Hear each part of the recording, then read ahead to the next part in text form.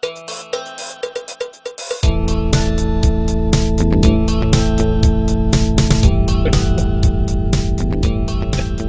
there, Joseph Carabas here. I'm chuckling because this is the fourth try at this. I keep on fumbling my vernacular, my words. Use your words. Something that all authors really would like to do. You may notice I'm wearing the same outfit since the last time you saw me, which for you was a week ago, but for me was like 10 minutes ago. I'm recording several experiments in the same day because I want to, get a lead on these things.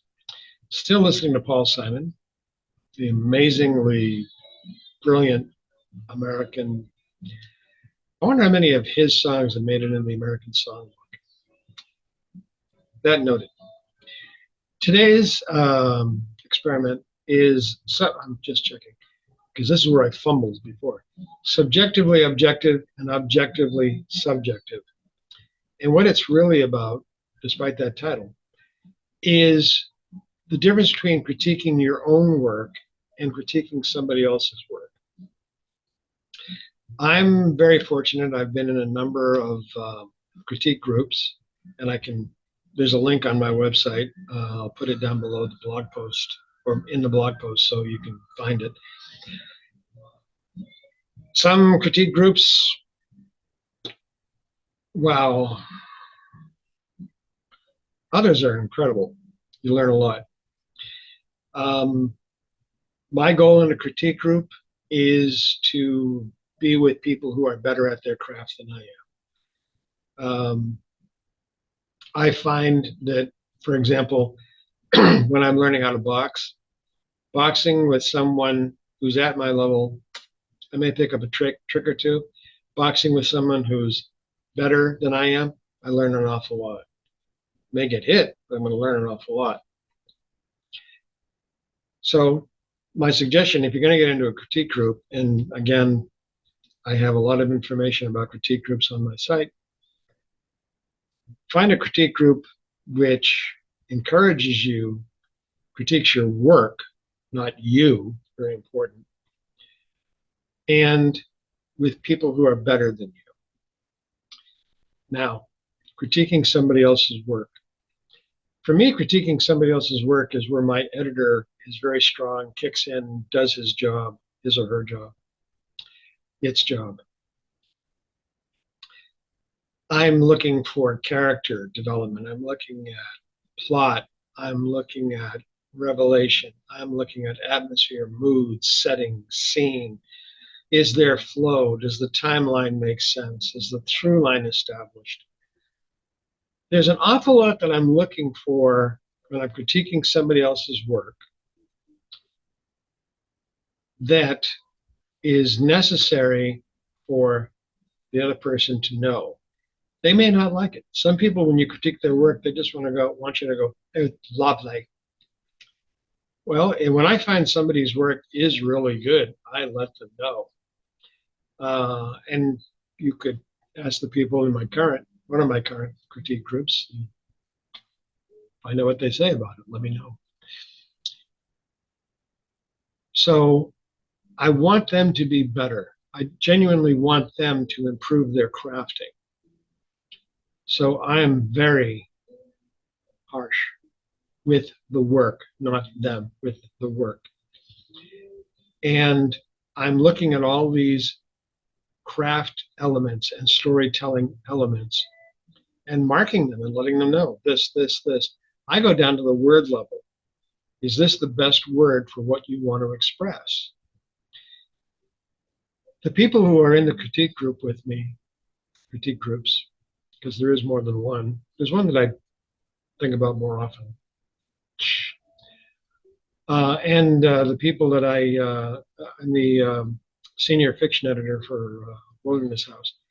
The people who I correspond with who have submitted stuff which is genuinely good but could be better, I give them suggestions. I critique their work. From what they tell me, from what people in the critique groups tell me, I'm very good and very helpful. because not always, but many times they will take my suggestions, the work will improve.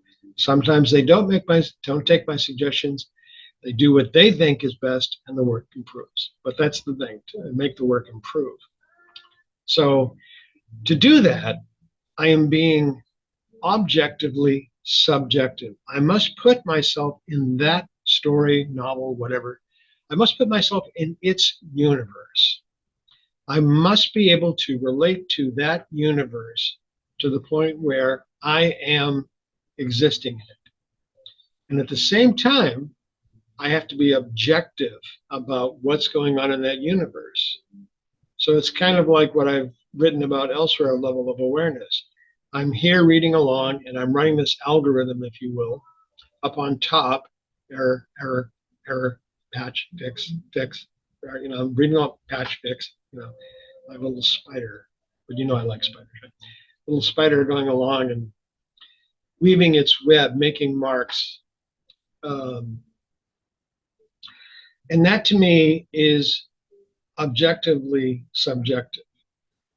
I am in the story, I have to be, and I'm objective about the story, I have to be. Excuse me. Now let's go to critiquing my own work and you critiquing your own work. That is where you have to be subjectively objective.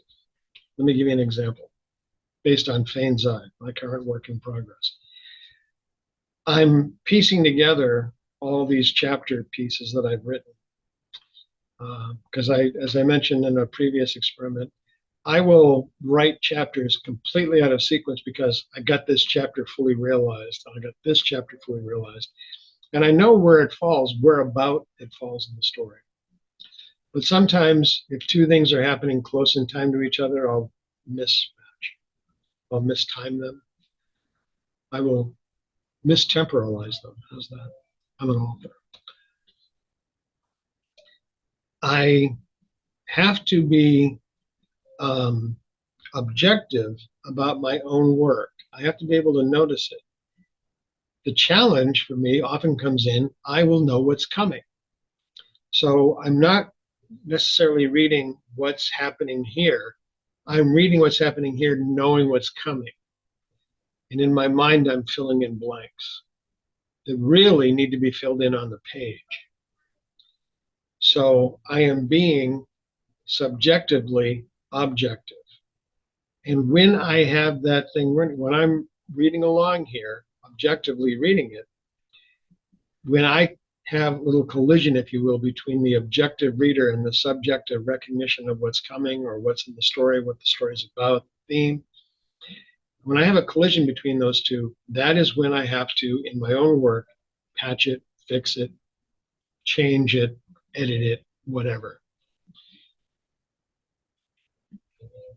I have to, at this point in my career, I have to consciously do that. I have to let both systems run simultaneously. I've gotten much better at it. I know I've gotten much better at it because I will, as I'm writing a sentence, realize that sentence is weak and very quickly change it. Or the character, I need something else for the character to have them truly relatable, so on and so forth. But what I'm offering, what I'm hoping you'll have as a takeaway, is the difference between critiquing your own work and critiquing someone else's work. The same skill set is necessary for both. It's just how you apply them. One, you are subjective in the material and objectively analyzing it. The other, you are objectively in the material and subjectively aware of what's supposed to be happening when and how. There you go. Hopefully that's useful to you. I'm going to see, maybe, oh no, it's off. Here it is. Here's the button.